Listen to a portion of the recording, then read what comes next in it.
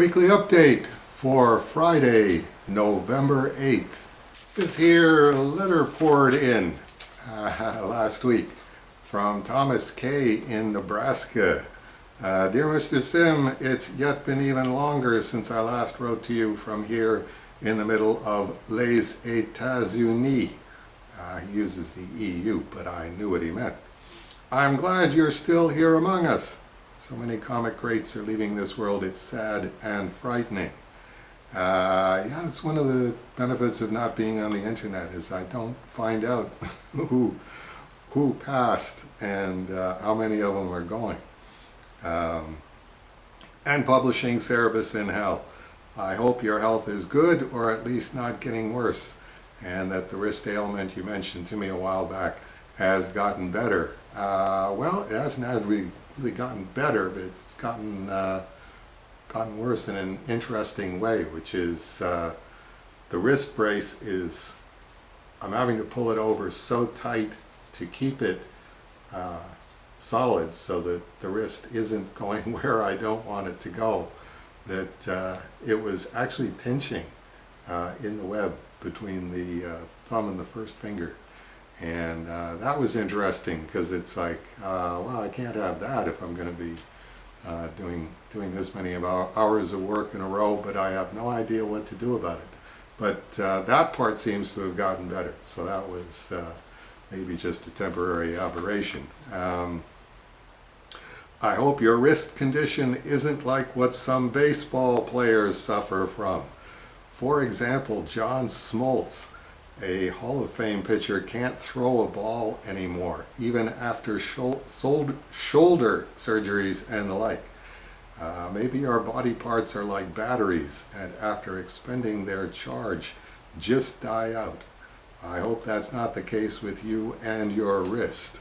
Well, it is. I mean, we're all here temporarily. We're just walking around giant piles of rotting meat from the time we're born through the time that we start walking around to the point where we can't walk around anymore. And we all know that we're going there, or we should all know that we're going there. There was actually an article in the National Post this morning talking about a new book, The Body, A Guide for Occupants,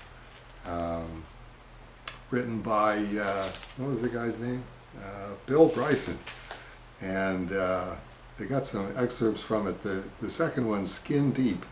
The outer layer of the skin, epidermis, is made up entirely of dead cells. It's an interesting thought that all that makes you lovely is deceased, Bryson writes. Where body meets air, we are all cadavers. The cells are replaced every month. 25,000 skin flakes shed every minute.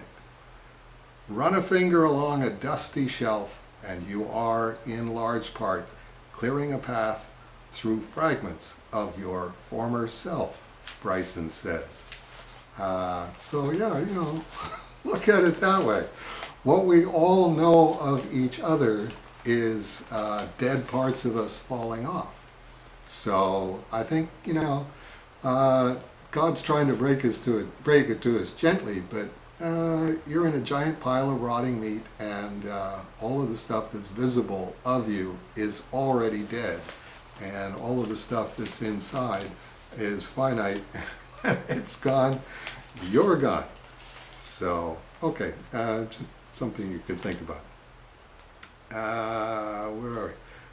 Somewhat unrelatedly, it's comforting, in a question mark after that in brackets, that Canada has joined the US in the national leaders doing embarrassing things category.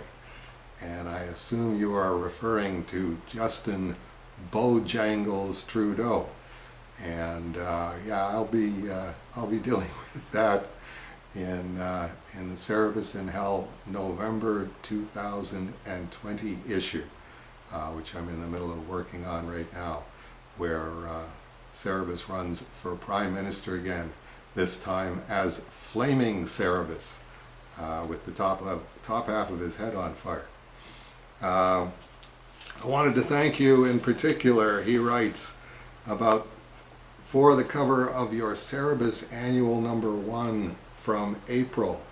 I did my philosophy dissertation on Aristotle, so it was a lot of fun to see origin of the Aristotelian Super Cerebus front and center on the cover.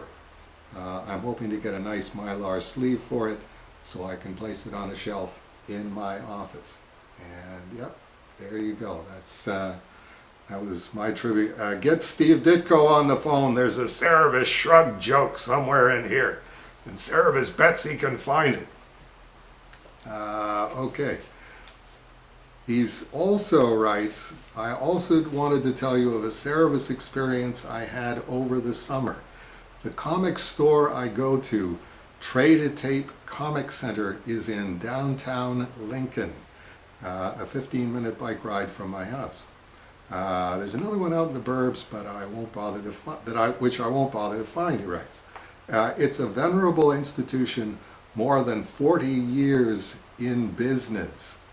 And when I read that, I went, wow, 40 years in business. And I went, that only goes back to 1980 now, or actually 1979. We're coming up on the point where John Lennon will have been dead for as long as he was alive. Something else to think about. The original owner, who went on to write The Big Bang Theory and 2.5 Men. How about that? I did not know that that guy came from Lincoln, Nebraska. Sold it in the 1970s to Larry Lawrence, who on the 1st of this year, 2019, retired. Happy retirement to you there, Larry. He sold the store to his sole employee, John Doan. Anyway, over the decades in this old building, various rooms got filled up with stuff. I offered to John to clean up the attic in this building. It's more of an upstairs office space, which he wanted to use. So this summer I tackled this project. It was filled with LPs, records, and tapes when Larry used to sell used music. Hence the name of the store, which he did until about 2006. That's the Trade-A-Tape Comic Center. Comic posters, just plain old junk, old Overstreet guides, boxes upon boxes of pornography. Larry used to sell old Playboys at Al. At that point, Grandpa goes, Playboys aren't pornography, are they? And it's like, no, it's 2019. Playboys are pornography, Grandpa. If you're looking at a naked woman and you're not her husband, that's pornography. It's like, even Barbie Benton? And then and I thought, you know, everything that I ever saw of Barbie Benton was just dead stuff flaking off of her. Very hard to believe that. Okay, where we are. 11 boxes of which I recycled, and maybe 4 or so of stuff that was so vile. How vile was it, Thomas? It was so vile I didn't want to convey it in my car. Yay. And just threw it out in the dumpster. 40 plus boxes of Playboys remain. Okay, well I guess they don't think it's pornography. Baseball cards, unloved action figures. I love routine sale comics and so on. There was a lot of cool stuff like old Frazetta posters and calendars and a big Batman clock still in its box. That's probably going to go for a lot on eBay. In the midst of all this was a Cerebus promotional poster folded up in excellent condition, the one with like no other comic at the top. Nearby were 2 nice copies of first printing Raphael by Kirkman. I freaked out.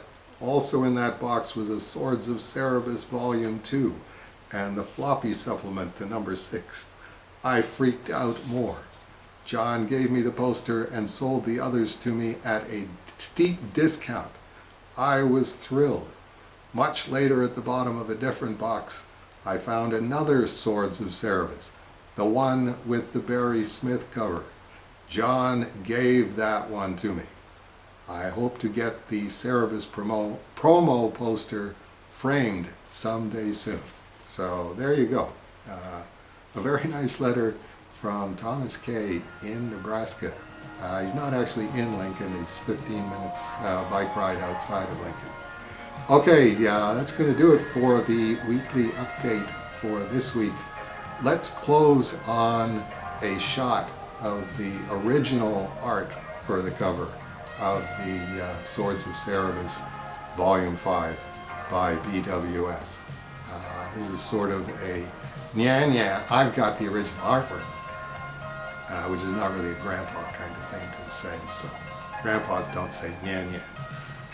So we'll hope to see you next time on the weekly update.